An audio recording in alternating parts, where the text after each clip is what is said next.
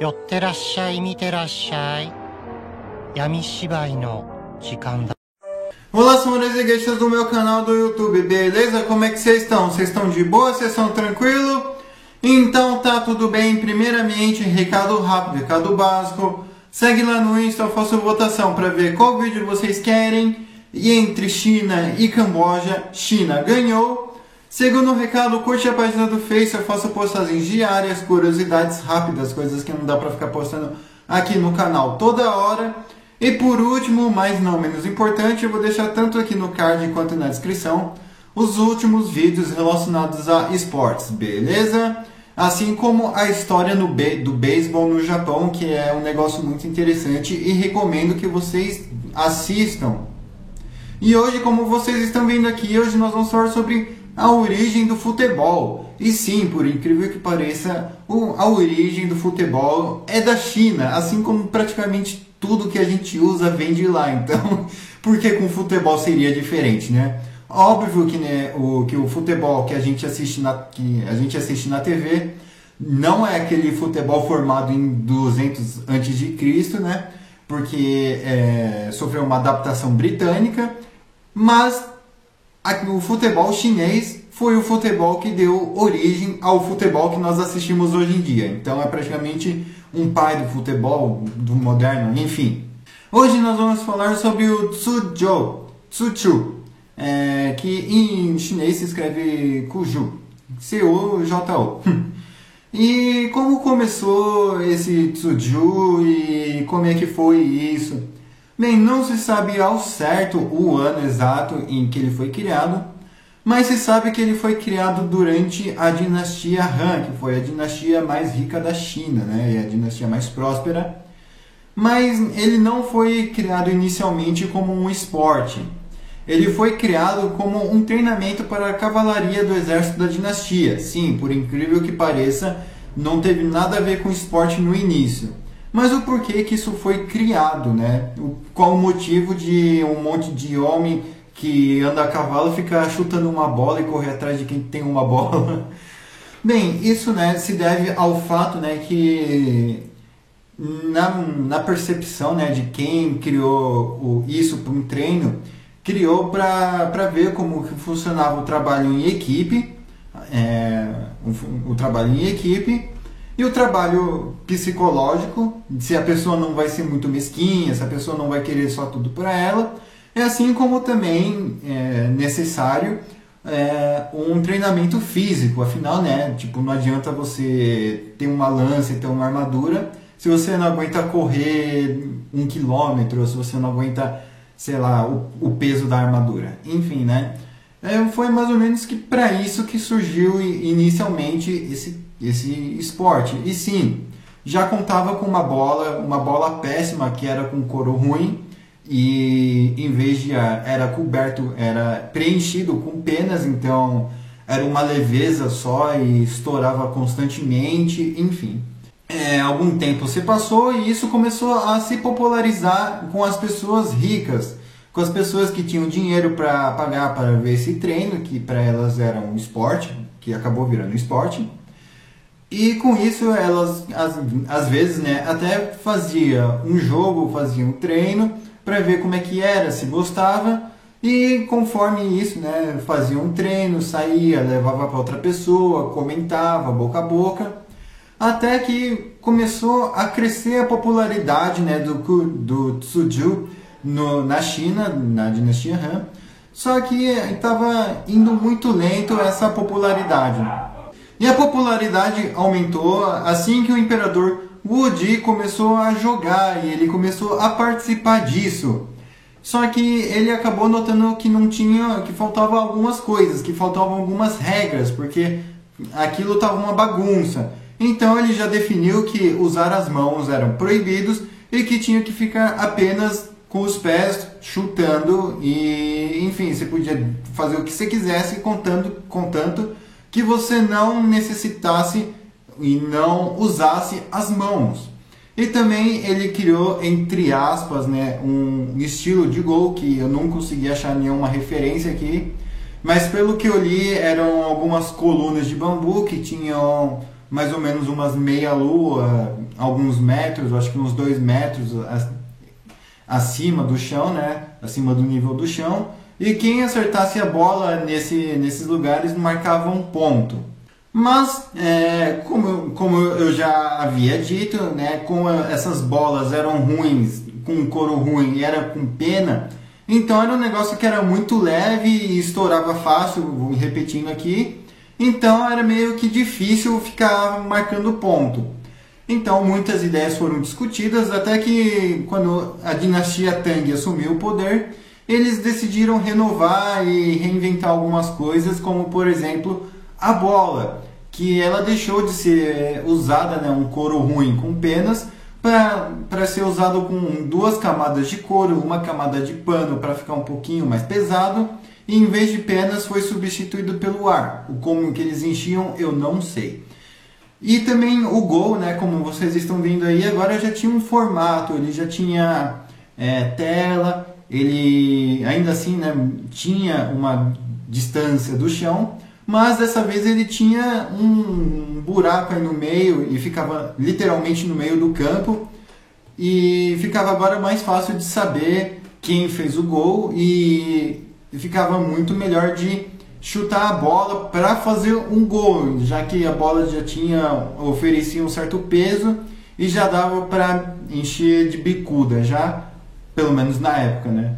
Pelo menos não tão forte assim como a gente leva isso ao pé da letra. E agora também na dinastia Tang, literalmente já não era mais um treino militar para cavalaria, e sim virou oficialmente um esporte. E onde todos poderiam jogar? Sim, todos poderiam jogar contanto que tivessem dinheiro. Mas o porquê? Como assim só pessoas ricas podiam jogar aquilo? Porque, bem, a pessoa precisava de um espaço e a pessoa precisava de pagar para construir esse gol aí na casa delas. Então, obviamente que não vai dar para fazer isso em uma vilinha. A pessoa tinha que ter uma casa com um terreno bacana, uma terra legal, que era algo exclusivo das pessoas ricas. Mas nem sempre foi assim, isso foi mudando também. E quem fez essa mudança foram as mulheres da época, já que, né, muitas acabavam sendo esposas de caras ricos.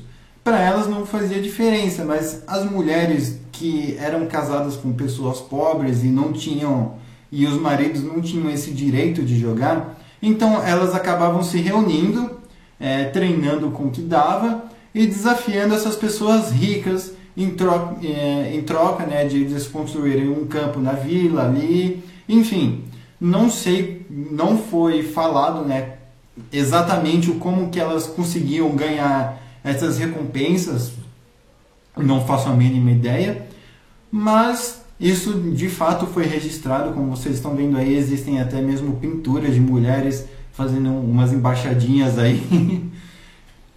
E assim foi indo novamente, sem grandes mudanças em campo, tá, piada péssima isso.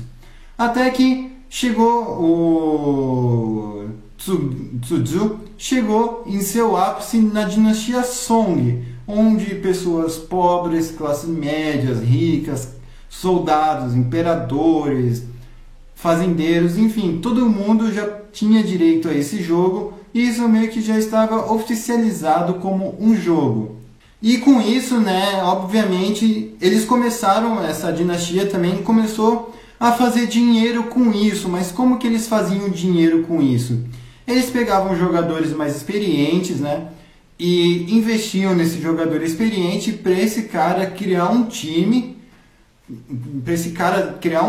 treinar um time para competir contra um outro time de uma outra província, mesmo que ainda da mesma dinastia.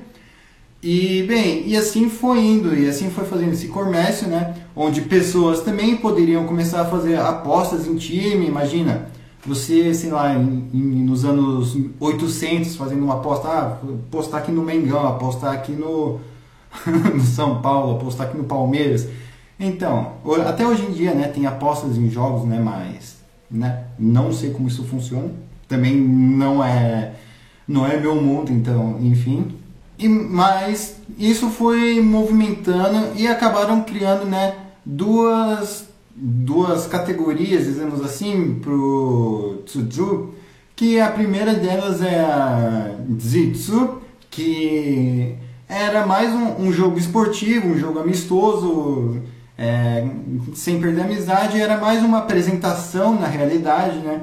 Quando a pessoa, né, queria se gabar e falava que tinha o próprio time, então quando tinha alguma reunião com alguém importante, ou quando ia assinar algum tratado, ou fazer alguma propaganda da sua vila, província, enfim, eles contratavam esses jogadores, né, específicos nessas apresentações, para impressionar e a pessoa investir naquele lugar. E também tem o Baidai, que é praticamente, resumindo, um pênalti, só que sem goleiro, porque era colocado a bola, levantado na verdade, para a pessoa chutar para o gol, e se ela fizesse gol, obviamente ela teria pontos.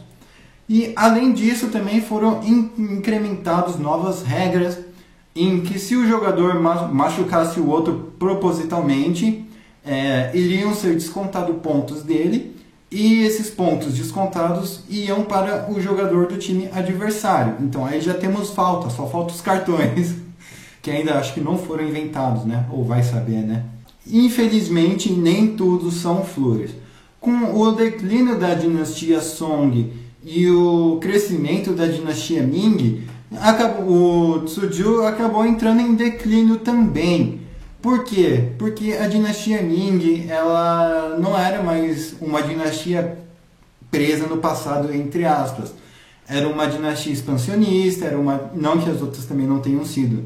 Mas a dinastia Ming, ela estava muito mais preocupada em negociar com os estrangeiros, expandir seu império para fora da China, como eles tinham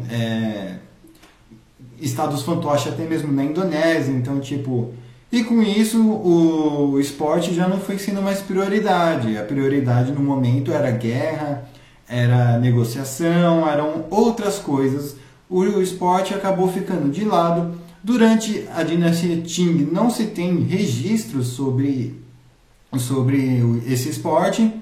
Porém, né, como era uma dinastia Manchu e esse jogo foi criado em uma dinastia Han, era bem possível e bem plausível, né, que por causa desse conflito étnico também entre Manchus, Jurchen contra Hans, possivelmente esse jogo também não ia muito bem lá. E esse jogo, né, ele foi desaparecer, não é que ele chegou a desaparecer e ficar apagado por completo.